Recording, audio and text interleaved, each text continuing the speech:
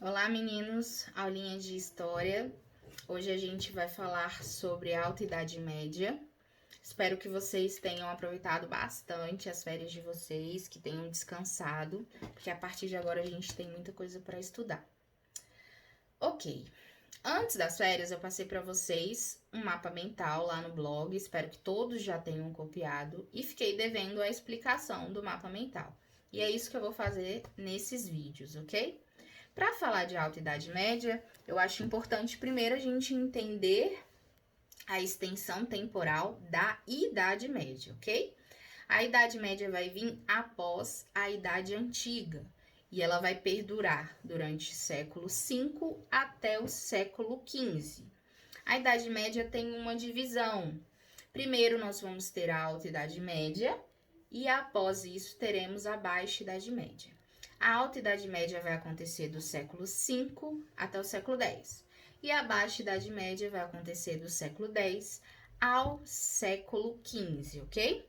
E aí a gente vai ter que lembrar um pouquinho do fim da Idade Antiga. Lembrem-se que eu falei do Império Romano, que eles sofreram com invasões bárbaras, e que isso, inclusive, fez com que se efetivasse a queda do Império Romano, tá? Então a gente vai ter o povo germânico, né? Os povos germânicos, na verdade, invadindo o Império Romano. Nós vamos ter os trogodos, visigodos e também os francos. E aí, o que vai acontecer? Dentro de Roma, vão se formar o que a gente chama de reinos bárbaros. Vamos ter o Reino Franco, vamos ter o Sacro Império Romano Germânico, tudo isso acontecendo dentro de Roma, ok? Algo que também é muito característico desse momento é a aliança forte desses reinos com a Igreja Católica. Bom, agora nós iremos falar sobre o feudalismo. O que é isso, professora? É a forma de produção, é o modo de produção dessa sociedade. Lembra que quando a gente falou da Idade Antiga, a gente falou sobre o modo de produção asiático? Então, é a forma que essa sociedade vai produzir, que ela vai se relacionar socialmente, economicamente, culturalmente, ok? Então, a gente vai precisar perceber que existe uma contribuição nesse modo de produção, tanto do lado do Império Romano, quanto do lado dos reinos bárbaros, ok? Então, a gente vai ter costumes romanos e costumes germânicos, ok? Quais são eles? Colonato e comitatus. O colonato, quando vocês ouvirem essa palavra, pega o gancho de colônia, de exploração. Nós vamos ter um senhor que vai emprestar a sua terra para um determinado servo, e esse servo vai plantar ali dentro daquela terra. Ele vai colher e parte dessa colheita vai ir para o senhor. Em troca disso, esse senhor também vai dar segurança a esse servo, ok? Então, o que ele produz ali, uma grande parte vai para o senhor, tá? O comitatus já é algo que vem do costume germânico, né? Que costume é esse? Lealdade e honra. Esse servo vai ser leal ao seu senhor, ao senhor da terra, tá? Então a gente vai ter o que a gente chama de vassalagem. Eu vou explicar isso direitinho para vocês daqui a pouco, tá?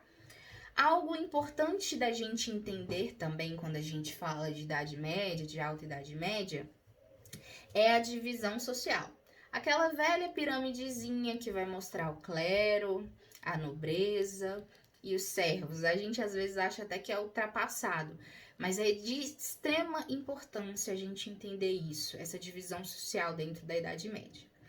O clero, que está lá na ponta, tem um poder assim muito forte dentro da Idade Média, porque ele tem o controle do conhecimento. Gente, conhecimento é poder, tá? Quando a gente estiver falando de história, lembrem-se disso, é liberdade. E eles prendiam esse conhecimento, justamente para as pessoas acreditarem que só o clero tinha razão. Se vocês forem observar as igrejas durante a Idade Média, vocês vão perceber que tem muitas ilustrações, muitas imagens, justamente porque as pessoas não sabiam ler. Então, para se passar uma história para eles, era necessário uma ilustração. Além disso, por conta do clero, a gente vai ter difundido, não quer dizer que inventaram nesse momento, mas vai ter uma difusão muito forte daquele conceito de céu e inferno. Se você não fizer desse jeito, você vai acabar indo para o inferno, ok? Outra coisa importante que eu acho legal de comentar aqui são as igrejas imensas. Pega aquelas igrejas góticas, vou colocar algumas imagens para vocês verem. É justamente para mostrar para os humanos o quanto eles são pequenos diante de Deus, ok? Então tem toda uma mensagem passada por isso. Agora a gente vai falar um pouquinho sobre a nobreza. Quem eram os nobres? Reis, senhores feudais e a cavalaria. Lembra que quando a gente falou do comitatus e do colonato, a gente falou sobre a proteção? A cavalaria protegia bastante os servos ali dentro dos reinos, ok? Então, o que acontece? Essa nobreza, basicamente, ela vai cuidar dessas terras, ela vai fazer uma administração dessas terras, além da função de proteção que eu acabei de falar para vocês. E ali na base dessa pirâmide, nós vamos ter a força de trabalho, que são servos, que são os camponeses, tá? Eles precisam daquelas terras para sobreviver. Eles precisam daquelas terras para plantar e ter algum tipo de alimento, ok? Então, eles vão, inclusive, depois eles vão ficar com um saco cheio disso e são eles que vão acabar com esse modo de produção feudal, ok? Então, vamos parar por aqui nesse primeiro vídeo. Próximo vídeo eu sigo explicando.